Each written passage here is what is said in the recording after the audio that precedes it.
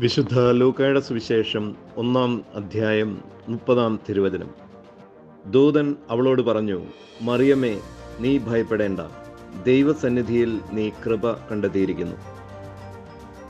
ഈശോയിൽ സ്നേഹം നിറഞ്ഞ സഹോദരങ്ങളെ, ദൈവദൂതൻ്റെ സാന്നിധ്യം മറിയത്തിൽ അസ്വസ്ഥത ഉളവാക്കിയിരിക്കുന്നു എന്ന് മനസ്സിലാക്കിയ ദൂതൻ അവളോട് പറയുന്നു, മറിയമേ, നീ ഭയപ്പെടേണ്ട.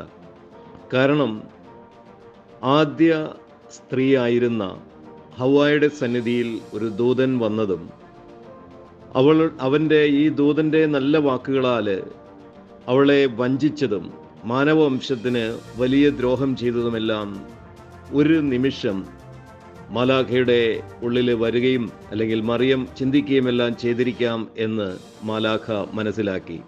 അതുകൊണ്ടാണ് മറിയമേ, നീ ഭയപ്പെടേണ്ട എന്ന് പറയുമ്പോൾ, ഞാൻ വന്നിരിക്കുന്നത് നിന്നെ വഞ്ചിക്കുവാനല്ല, ആദ്യ സ്ത്രീയെ വഞ്ചിച്ചതുപോലെ വഞ്ചിക്കുവാനല്ല, വഞ്ചനയിൽ നിന്നും രക്ഷിക്കാൻ വേണ്ടിയിട്ടാണ്. നീ ഏറ്റവും മഹത്തായി കാത്തു സൂക്ഷിക്കുന്ന നിന്റെ ചാരിത്ര്യ വിശുദ്ധിയെ അപഹരിക്കാനല്ല, എന്നാൽ ചാരിത്ര്യ വിശുദ്ധിയുടെ നൈർമല്യത്തിൻ്റെ മേലങ്കിയാൽ നിന്റെ ആത്മാവിനെ അലങ്കരിച്ചിരിക്കുന്ന നിന്നിൽ കർത്താവിന് ഒരു വാസസ്ഥലം ഒരുക്കേണ്ടതിന്, കർത്താവിൻ്റെ മണവാട്ടിയായി നിന്നെ തിരഞ്ഞെടുക്കേണ്ടതിൻ്റെ ദൗത്യവുമായിട്ടാണ് വന്നിരിക്കുന്നത് എന്നെല്ലാം ഈ വാക്കുകളിൽ ഉൾച്ചേർന്നിരിക്കുന്നതായി നമുക്ക് കാണാൻ സാധിക്കും, അല്ലെങ്കിൽ പിതാക്കന്മാർ പഠിപ്പിക്കുന്നു. നീ ദൈവസന്നിധിയിൽ കൃപ കണ്ടെത്തിയിരിക്കുന്നു. എങ്ങനെയാണ് ഒരു മനുഷ്യൻ ദൈവസന്നിധിയിൽ കൃപ കണ്ടെത്തുന്നത്? തീർച്ചയായും അത് എളിമ ഉള്ളതുകൊണ്ട് മാത്രമാണ്. എളിമ എന്ന പുണ്യത്താൽ ആത്മാവിനെ അലങ്കരിക്കുന്നവരാണ് ദൈവസന്നിധിയിൽ കൃപ കണ്ടെത്തുന്നത്. യാക്കോബ് ശ്ലീഹായുടെ ലേഖനം 4-ാം അധ്യായത്തിൻ്റെ 6-ാമത്തെ തിരുവചനത്തിലും 1 പത്രോസ് 5-ാം അധ്യായത്തിൻ്റെ 5-ാം തിരുവചനത്തിലുമെല്ലാം ഇത് പറയുന്നു. എളിമയുള്ളവർക്കാണ് കൃപ ലഭിക്കുന്നത്.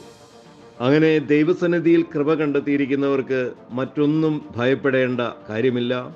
മറിയം ദൈവസന്നിധിയിൽ കൃപ കണ്ടെത്തിയിരിക്കുന്നവളാണ്, അതുകൊണ്ട് നീ ഭയപ്പെടേണ്ട.